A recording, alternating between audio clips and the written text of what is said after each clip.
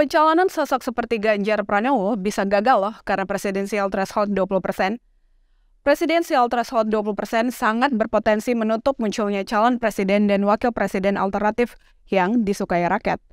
Karena itu, sis dan bro, PSI meminta ambang batas pencalonan presiden dan wakil presiden atau presidensial threshold 20% diturunkan. Pasal 222 dalam Undang-Undang Pemilu menyebut, calon presiden dan wakil presiden hanya bisa diusulkan oleh partai politik atau gabungan partai politik yang memiliki kursi paling sedikit 20% dari jumlah kursi DPR atau memperoleh 25% dari suara sah secara nasional pada pemilu anggota DPR sebelumnya. Dengan kata lain, aturan ini bilang hanya sosok yang mendapat dukungan dari partai politik besar atau kalangan elit yang bisa mencalonkan diri. Sekalipun survei calon presiden atau wakil presiden tinggi, tak ada jaminan seorang kandidat bisa melangkah ke Pilpres. Persyaratan ini juga membuat sosok calon presiden dan wakil presiden alternatif sulit hadir walaupun mereka disukai publik. Sebab pada akhirnya semua ditentukan partai-partai besar. Nuansa oligarkinya sangat kental, bukan?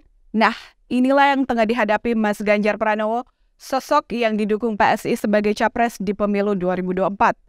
Sejumlah survei kredibel, misalnya Litbang Kompas periode Februari 2023, menempatkan elektabilitas Mas Ganjar sebagai calon presiden di angka 25,3%. Elektabilitas Mas Ganjar sebagai calon presiden konsisten naik dan selalu paling tinggi dibanding calon-calon presiden lain. Tapi sayangnya, langkah Mas Ganjar untuk ikut kompetisi Pilpres 2024 tak mudah karena ada syarat presidensial threshold 20%.